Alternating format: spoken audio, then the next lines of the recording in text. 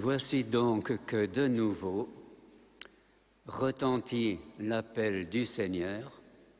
La moisson est abondante et les ouvriers sont peu nombreux.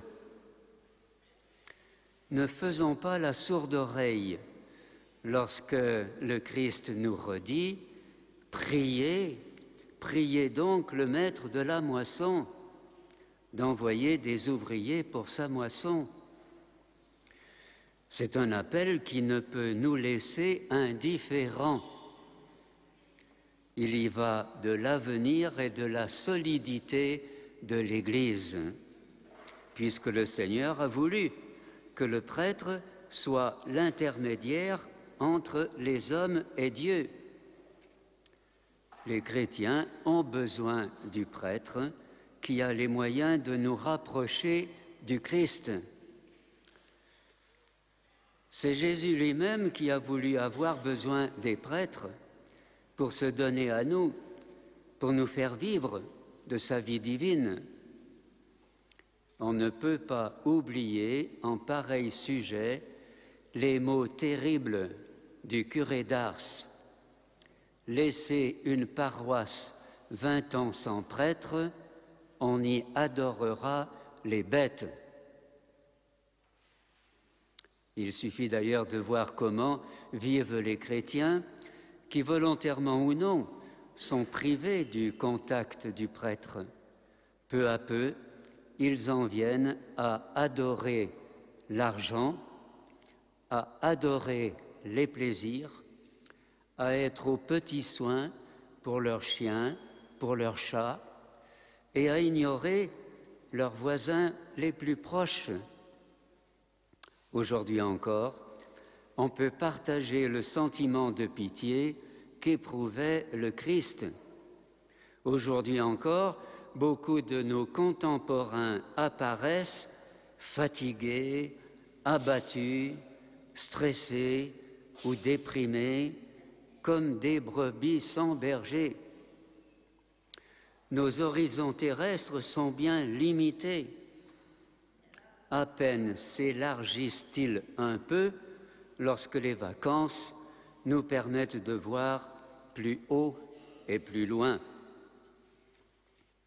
La nature, qui devrait nous inciter à penser au Créateur, semble bien souvent impuissante à y parvenir. Saint Paul le reconnaissait dans sa lettre aux Romains. On ne peut pas voir Dieu parce qu'il est esprit.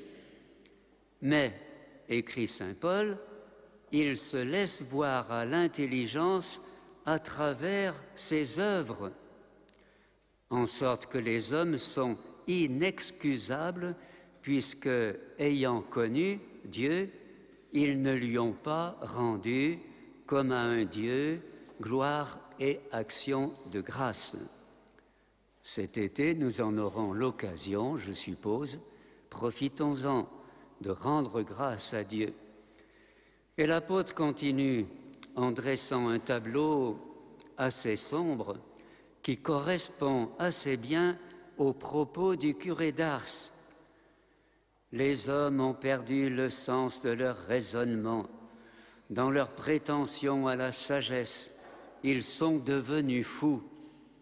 Ils ont changé la gloire de Dieu, incorruptible, contre une représentation, simple image d'hommes corruptibles, d'oiseaux, de quadrupèdes et de reptiles. C'est ainsi que les hommes adorent et servent les créatures, de préférence au Créateur. Et la création ne suffisant pas pour que l'homme pense à Dieu et accepte de l'aimer et de le servir, il a fallu que soient envoyés d'abord des prophètes pour secouer la torpeur des hommes qui ne regardaient plus que la terre. Quant aux prêtres de l'Ancien Testament, ils étaient chargés de présenter à Dieu les sacrifices offerts par les hommes et de faire bénéficier ceux-ci de la protection divine.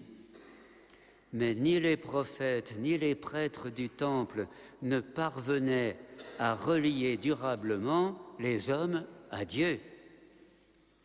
Et finalement, c'est le Fils de Dieu lui-même qui viendra vivre au milieu des hommes, en se faisant homme et en devenant l'unique grand prêtre vraiment efficace et éternel.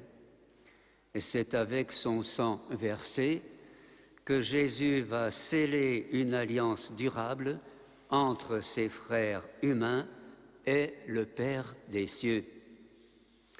Et c'est en instituant les prêtres qu'il poursuivra durablement la réconciliation des hommes avec Dieu. Les prêtres de l'Alliance nouvelle ont pour mission de mettre à la portée de leurs frères les immenses richesses du sacrifice rédempteur. L'efficacité de leur mission ne vient pas de leur talent personnel, mais de la grâce du Seigneur.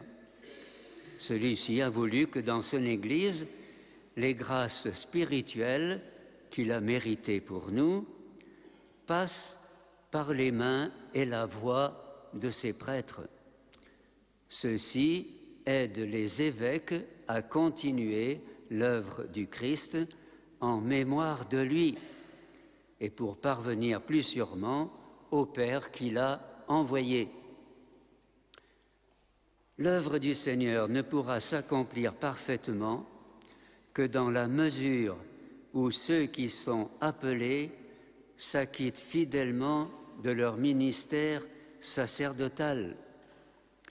Dieu appelle encore aujourd'hui parmi les jeunes ceux qu'il destine à son service. Il y a ici 17 servants d'autel. Je suis sûr qu'il y en a parmi eux que le Seigneur appelle. Et par les filles qui sont dans l'assemblée, il y en a aussi que le Seigneur appelle à la vie religieuse. Ce choix de Dieu est gratuit. Tout ce que nous recevons de Dieu est une marque de sa générosité à notre égard.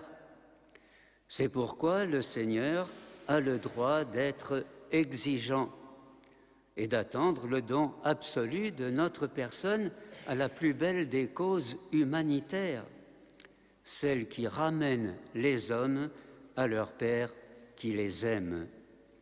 C'est pourquoi il nous faut prier, frères et sœurs, prier pour ceux et celles que le Seigneur appelle à sa suite. Il y a 70 ans environ, j'étais de ce côté avec les servants d'autel qu'on appelait les enfants de chœur. Je n'étais pas meilleur que les autres. La journée d'évocation en avril ne suffit pas à cette prière qui doit être permanente. Si Dieu sollicite le service des hommes, écrit saint Irénée, évêque de Lyon, c'est pour pouvoir accueillir ses bienfaits à ceux qui persévèrent dans son service.